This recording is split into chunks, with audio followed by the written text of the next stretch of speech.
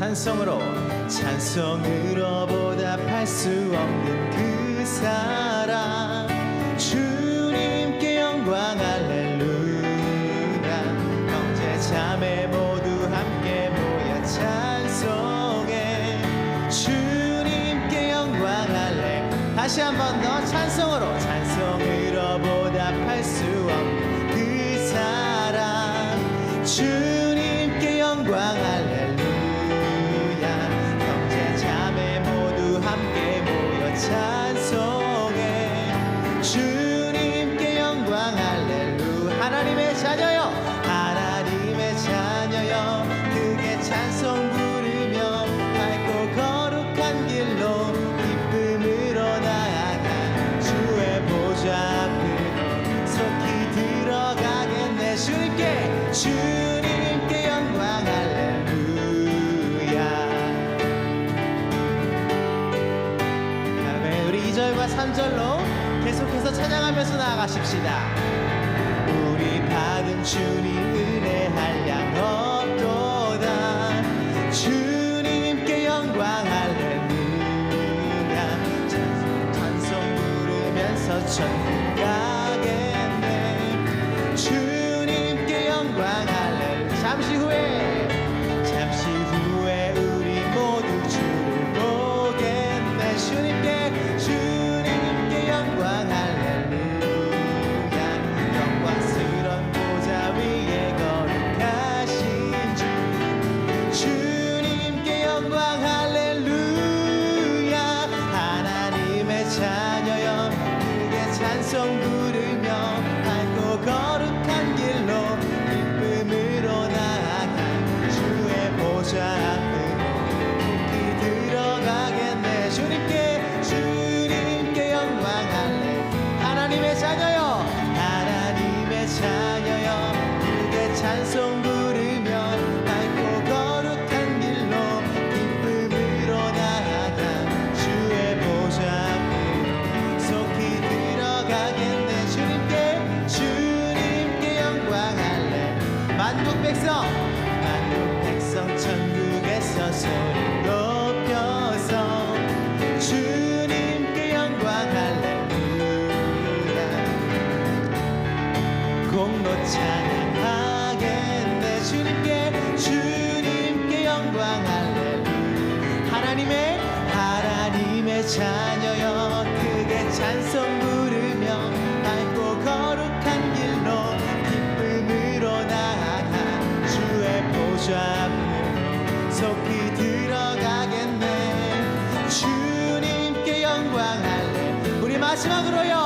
하나님의 자녀여 크게 찬송 부르며 밝고 거룩한 길로 기쁨으로 나아가 주의 보좌 앞으로 깊이 들어가겠네. 주님께 영광 할렐루야. 주님께 영광 할렐루야. 마지막으로 주님께 영광 할렐루야. 하나님의 자녀여 크게 찬송 부르며 밝고 거룩한 길로 기쁨으로 나아가 주의 보좌 앞으로 속히 들어가겠네. 주님께 영광 할렐루야. 하나님의 자녀여 크게 찬송 부르며 밝고 거룩한 길로 기쁨으로 나아가 주의 보좌 앞으로 속히 들어가겠네. 주님께 영광 할렐루야.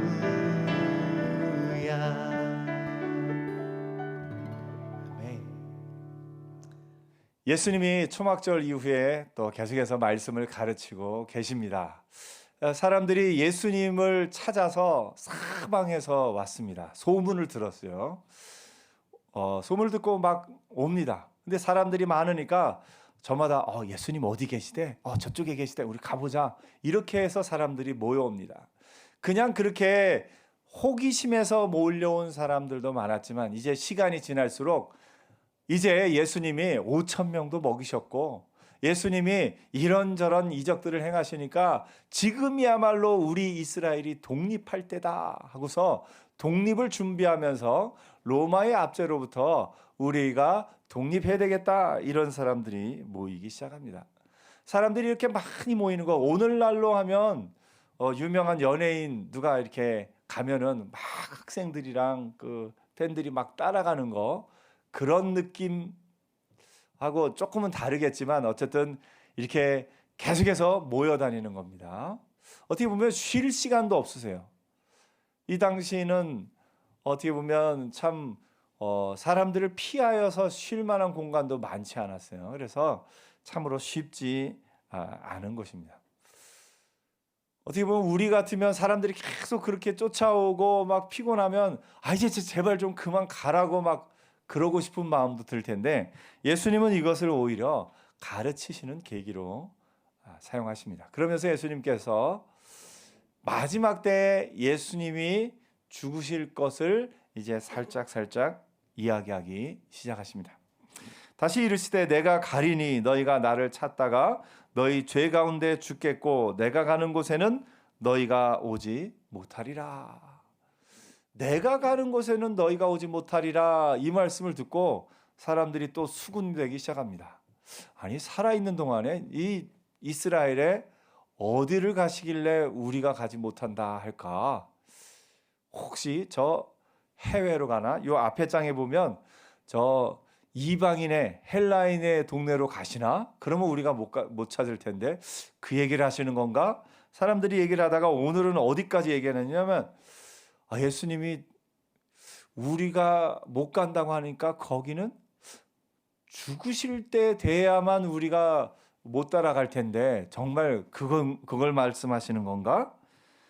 이렇게 얘기합니다. 22절에 보니까 유대인들이 이르되 그가 말하기를 내가 가는 곳에는 너희가 오지 못하리라 하니 그가 자결하려는가?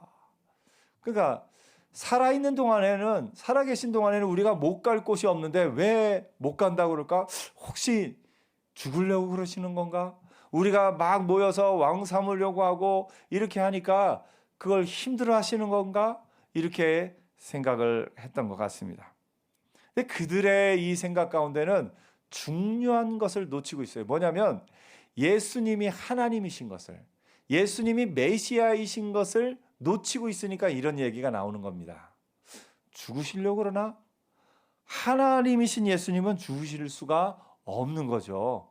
그리고 그렇기 때문에 하나님이신 예수님에 대해서 이런 생각을 할 수는 없는 건데, 이들이 이렇게 얘기하니까 예수님이 그것을 통해서 또 한번 가르쳐 주십니다. 예수께서 이르시되 너희는 아래에서 났고 나는 위에서 났으며 너희는 이 세상에 속하였고 나는 이 세상에 속하지 아니하였노라. 그러므로 내가 너희에게 말하기를 너희가 너희 죄 가운데서 죽으리라 하였노라. 사람은 원래 죄 가운데 죽을 수밖에 없는 사람입니다. 사람은 태어나면서부터 악할 수밖에 없습니다. 어떤 분들은 아이들이야말로 순수하고 천사 같지 않으냐 그러는데, 사실 아이들보다 더 자기 중심적인 사람은 없습니다. 어른이 되면 다른 사람의 아픔 때문에 함께 슬퍼하기도 하고 위로하기도 하고 그 사람의 아픔 때문에 눈물 흘리기도 합니다. 근데 아이들은 다른 사람 아파서 우는 아이 보셨습니까? 아이들은 철저하게 자기중심적이에요. 내가 배고프면 울고 내가 졸리면 웁니다. 그러니까 아이들 때부터 사람은 자기중심적이에요. 이 사람이 자기중심적이 된 것이 누구 때부터입니까?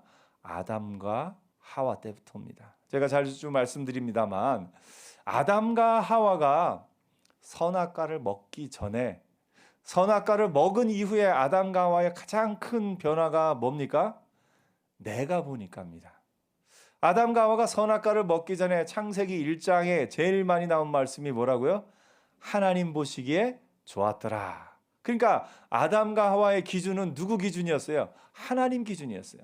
하나님 보시기에 좋은 건 아담과 하와도 보기에 좋습니다. 근데 선악과를 먹고 나서는 누구 중심적이에요? 내 중심적이에요. 내가 보니까. 하나님 보실 때는 벌거벗었으나 부끄러워 아니하던 아담과 하와가 내가 보니까 부끄러워서 옷을 해 입습니다. 무화과나무로, 나뭇잎으로. 그리고 내가 보니까 나는 하나님 앞에 가까이 갈 수 없다 해서 피해서 숨습니다.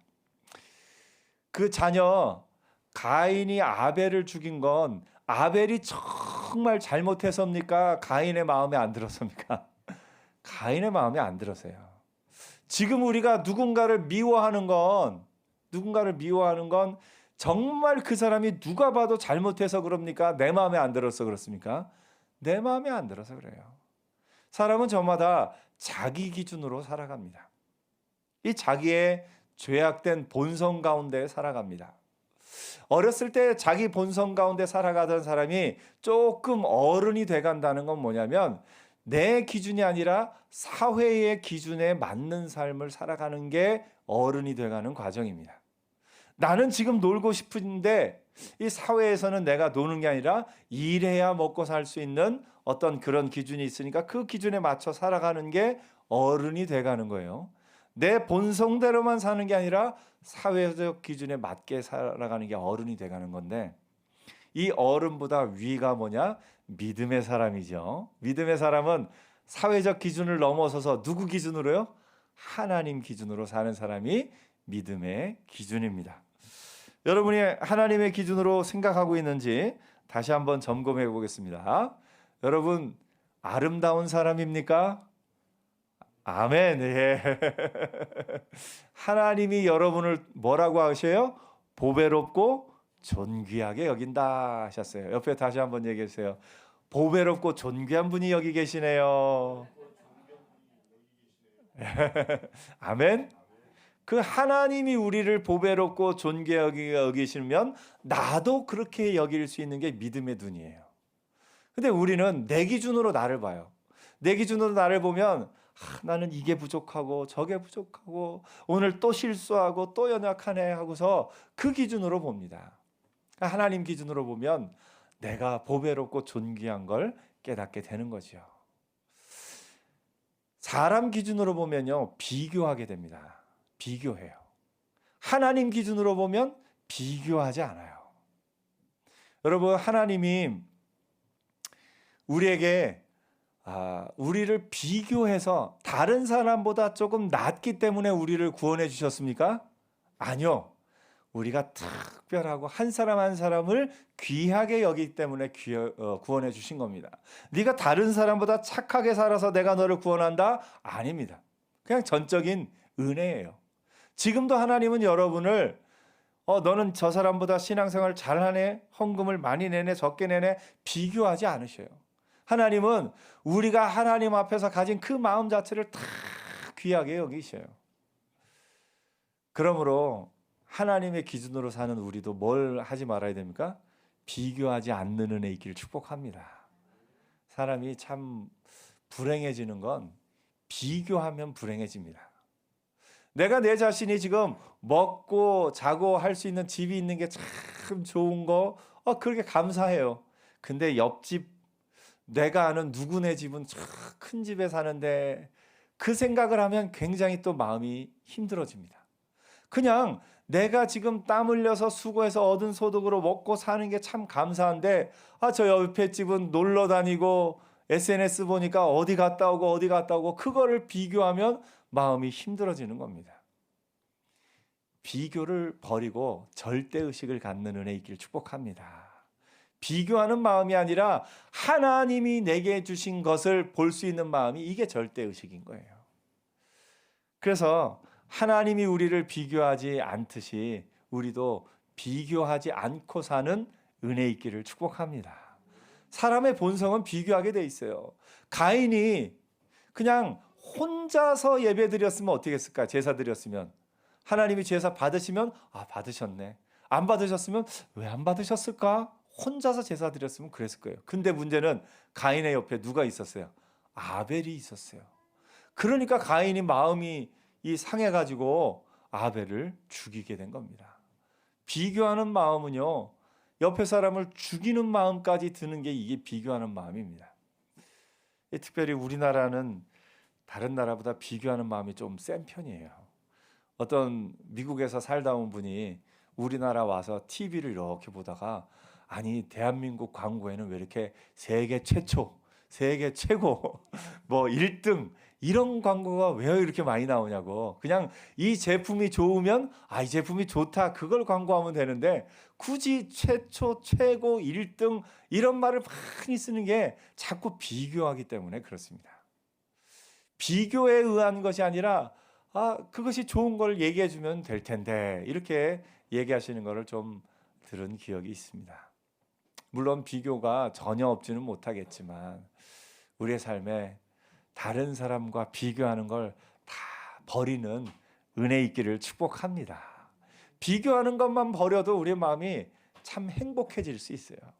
내가 지금 숨 쉬고 살아있다는 것 자체가 행복하고 내가 지금 일할 수 있는 자체가 행복하고 내 팔을 움직일 수 있고 내가 볼 수 있고 들을 수 있다는 자체가 얼마나 행복한 일인지 모릅니다.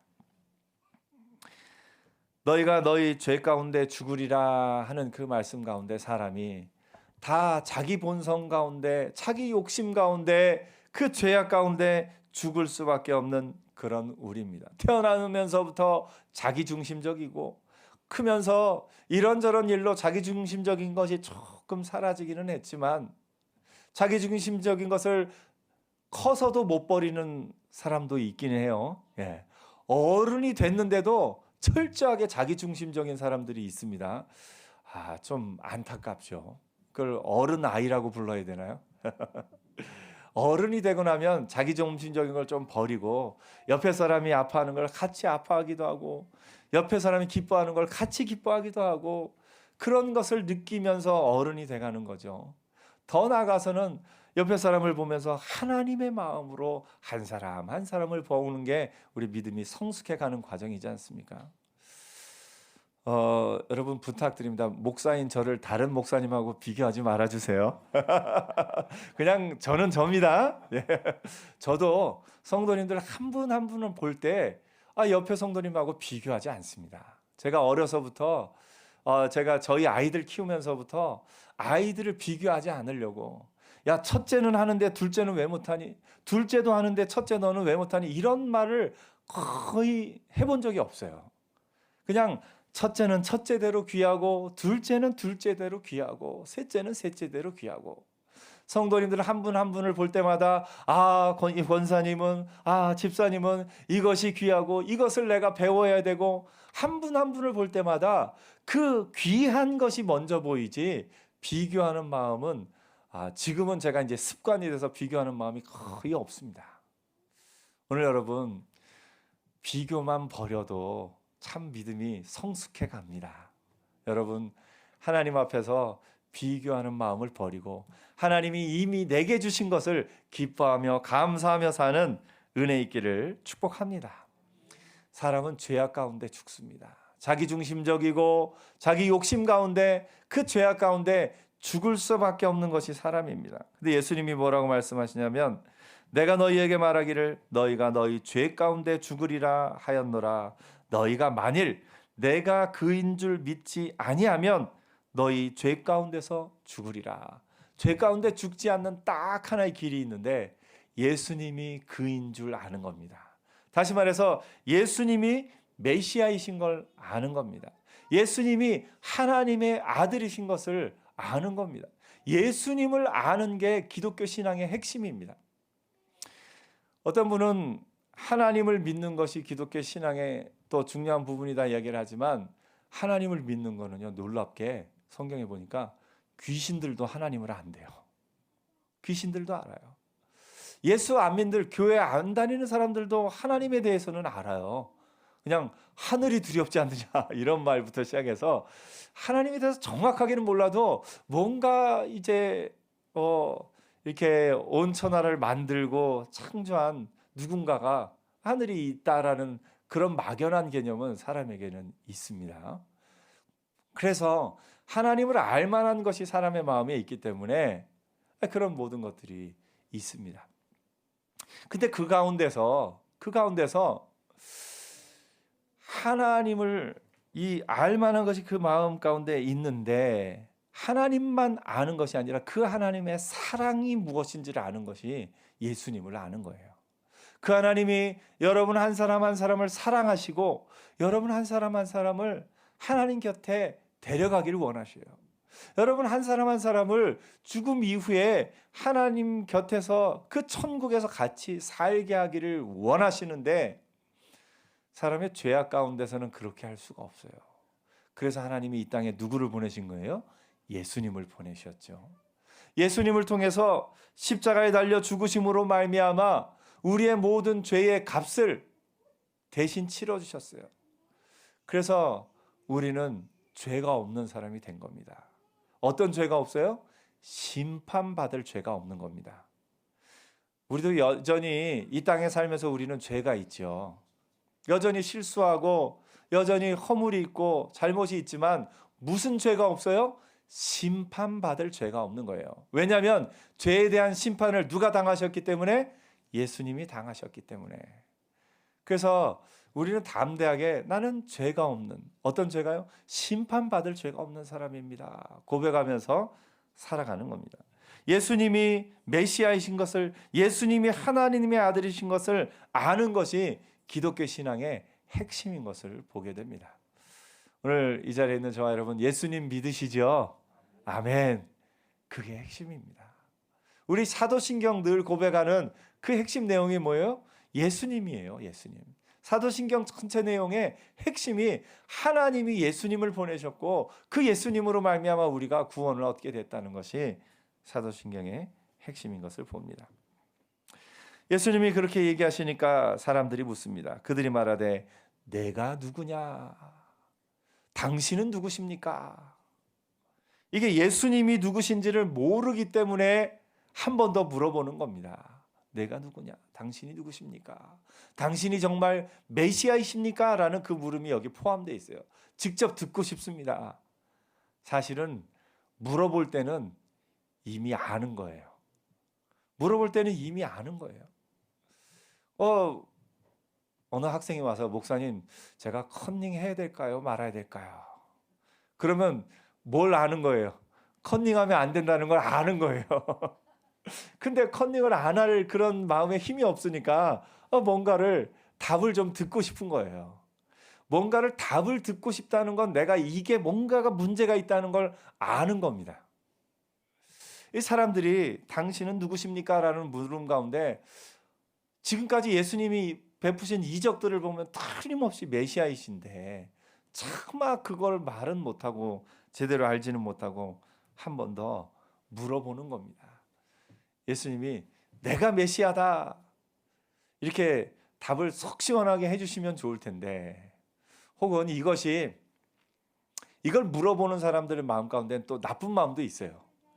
사두개인과 바리새인과 서기관들은 예수님이 당신이 누구십니까? 라고 물어봤을 때 내가 메시아다라고 직접적으로 대답하면 이것을 가지고 이제 어떤 신성모독이나 어떤 것을 가지고 종교 재판에 걸려고 하는 그런 마음도 있을 것 같습니다. 그럴 때 예수님께서 나는 처음부터 너희에게 말하여 온 자니라 조금 이렇게 돌려서 대답을 하셔요.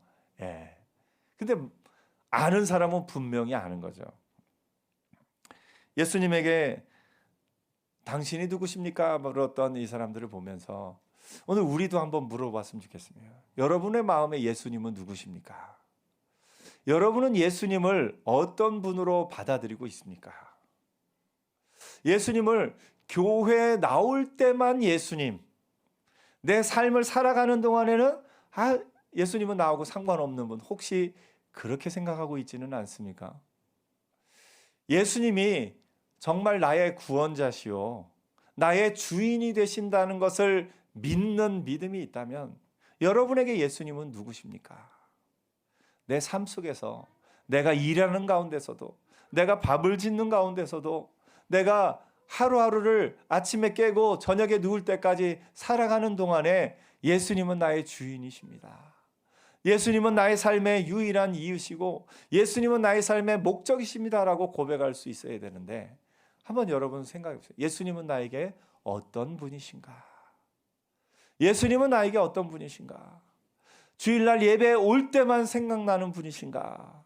아니면 내 삶 속에서 내가 살아가는 숨 쉬는 동안에 하나하나에 결정하고 행동하는 모든 행동에 함께하는 분이신가? 예수님이 나와 함께 하신다면 내가 이 일을 할 수 있을 것인가? 예수님이 함께 하신다면 내가 이 일을 어떻게 할 것인가? 그 부분을 한 번 더 생각해 보는 은혜 있기를 바랍니다. 예수님은 나에게 어떤 분이신가?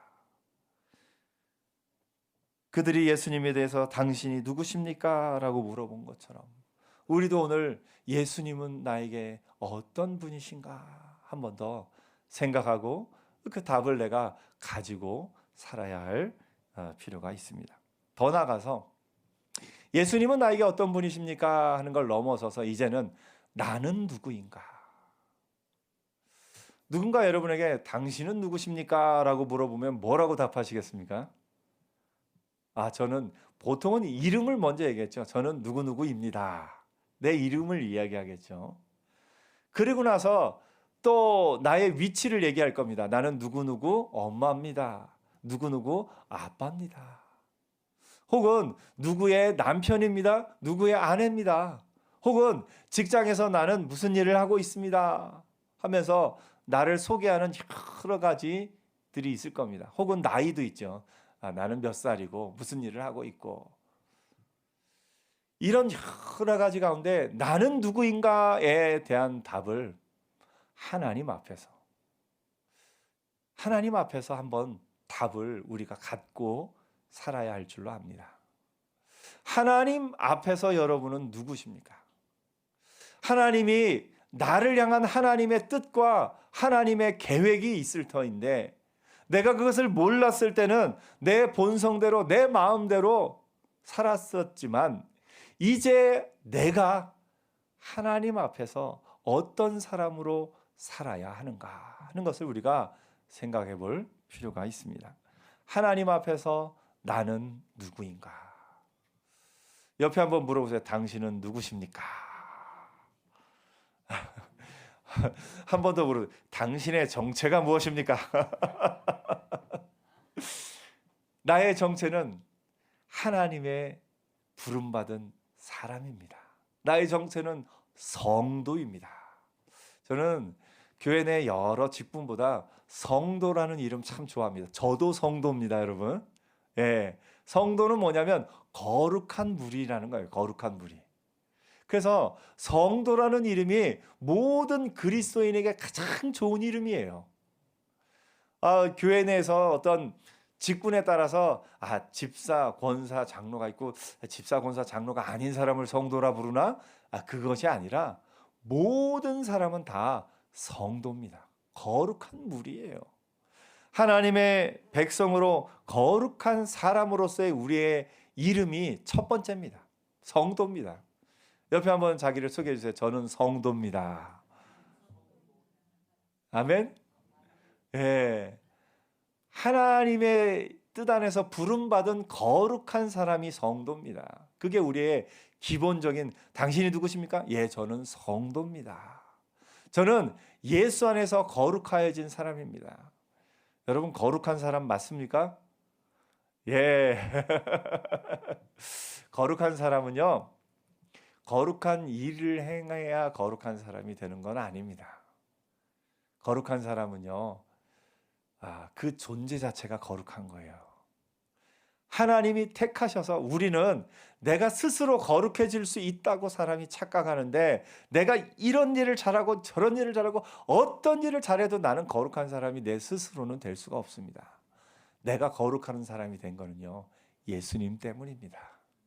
예수님이 나를 구원해 주셨기 때문에 내가 거룩한 사람이 된 거죠. 그러면 이제는 내가 거룩한 사람입니다라는 말을 부끄럽게 여기는 건 예수님의 그 구원의 은혜를 아직 잘 모르는 거예요. 예수님의 구원의 은혜의 확실함을 안다면 우리 담대하게 얘기할 수 있는 거예요. 저는 거룩한 사람입니다. 옆에 한번 얘기하세요. 저는 거룩한 사람입니다. 아멘. 예수 안에서 우리는 거룩한 사람이에요. 하나님이 우리를요. 너희가 이렇게 살면 거룩한 사람이 될 것이다 말하지 않고요. 하나님은 우리를 너희는 거룩한 사람이다. 그러니 이렇게 살아라. 이렇게 얘기하시는 거예요. 이스라엘 백성을 구원하실 때요. 너희가 이런 계명을 다 지키면 내가 너희를 애굽에서 구원하겠다 안 그러셨어요. 일단 애굽에서 구원 먼저 하셨어요. 구원 먼저 하시고 너희는 내 백성이다 먼저 하신 다음에 그러니까 너희는 이렇게 계명을 지켜라라고 계명을 주신 걸 봅니다. 오늘 우리가 거룩한 사람임을 깨달을 때 거룩하게 살 힘이 생깁니다. 그래서 순서를 분명하게 해야 돼요. 순서를 분명하게. 먼저 예수 안에서 우리가 거룩한 사람이 되었고, 그렇기 때문에 우리가 거룩한 사람으로서의 삶을 하나님 앞에 기도하면서 살아가야 하는 것을 봅니다. 오늘 예수님에게 내가 누구냐, 당신이 누구십니까? 사람들이 물어본 것처럼 우리 마음 가운데 예수님은 나에게 어떤 분이신가 하는 걸 먼저 생각한 후에 그 예수님이 나의 구원자시요, 나를 살리는 분이시요, 나의 주인이시라는 것을 고백하는 저와 여러분 되기를 축복합니다. 더 나아가서 다른 사람이 여러분에게 당신은 누구십니까? 라고 물을 때 나는 하나님의 사람입니다. 나는 거룩한 사람입니다. 나는 하나님의 뜻을 이 땅 가운데 이루며 사는 사람입니다. 고백하는 은혜 있기를 축복합니다. 예수님께서도 이렇게 말씀하셨어요. 29절에 보니까 나를 보내신 이가 나와 함께 하시도다. 나는 항상 그가 기뻐하시는 일을 행함으로, 이렇게 말씀하십니다. 나를 보내신 이가 나와 함께 하시다. 나는 항상 그가 기뻐하시는 일을 행함으로. 예수님에게 당신이 누구십니까? 라고 말할 때 내가 그다라고 얘기를 하시면서 마지막에 나는 하나님이 기뻐하시는 일을 행하는 사람이다 라고 또 이야기하신 겁니다. 오늘 누군가 여러분에게 당신은 누구십니까? 라고 물을 때 나는 하나님이 기뻐하시는 일을 행하는 사람입니다. 고백하는 은혜 있기를 축복합니다. 다 같이 해보세요. 나는 하나님이 기뻐하시는 일을 행하는 사람입니다. 아멘. 예. 하나님이 기뻐하시는 일을 행하는 사람은 어떻게 살까요? 예, 먼저 나 자신을 사랑하는 게 출발점이에요. 예. 내 이웃을 내 몸과 같이 사랑하라 하셨어요. 내 이웃을 사랑하라 전에 먼저 뭘 사랑해야 돼요? 내 몸을 먼저 사랑해야 내 몸과 같이 사랑할 수 있는 거죠. 나는 내가 하나님의 백성이고 내가 하나님의 거룩한 사람임을 알 때 내 자신을 먼저 귀히 여기는 게 출발점입니다. 그래서 말 한마디 할 때도, 생각 하나 할 때도 나는 왜 이렇게 쓸모없는 존재냐 이런 생각을 하는 게 아니라 나는 귀한 사람이야. 나는 귀한 일을 할 거야. 나는 하나님이 기뻐하시는 일을 할 거야. 나는 그런 사람이야 라고 내 자신에 대해서 먼저 말하는 것이 출발점입니다. 그리고 나서 우리의 말 가운데 하나님이 기뻐하시는 말이 뭘까요? 여러분, 하나님이 기뻐하시는 말이 뭘까요? 네, 잘 알고 있죠? 사랑하는 말을 좋아하실까요? 미워하는 말을 좋아하실까요? 사랑하는 말. 힘 주는 말을 좋아하실까요? 힘 빼는 말을 좋아하실까요? 힘 주는 말. 예. 하나님이 기뻐하시는 말이 여러분의 입에 가득하기를 축복합니다. 그래서 우리가 하나님의 기뻐하시는 일을 행하는 사람, 하나님의 기뻐하시는 일을 행하는 사람, 이게 우리의 사명이에요. 우리의 사명. 하나님이 기뻐하시는 것, 예수 안 믿는 사람을 보면 그에게 어떻게 해서든 하나님이 저 사람을 볼 때 하나님 기뻐하시는 일은 뭘까? 저분을 함께 예수 믿게 하는 거, 교회에 한 번이라도 나오게 하고, 이게 이제 하나님이 기뻐하시는 일이겠죠. 또 가족들이 모였을 때는 하나님이 기뻐하시는 일이 뭘까요? 아, 내가 잘 섬기는 게 하나님이 기뻐하시는 일이겠구나. 내가 이 사람을 사랑하며 한 사람 한 사람을 귀히 여기는 것이 하나님이 기뻐하시는 일이겠구나. 우리의 마음을 이렇게 돌이켜보게 됩니다. 이번 한 주간 하나님이 기뻐하시는 일을 행하는 사람으로 살기를 축복합니다. 그게 내가 누구인가? 나는 하나님이 기뻐하시는 일을 행하는 사람이다. 그 답을 가지고 복된 한 주간을 살기를 축복합니다. 기도하겠습니다.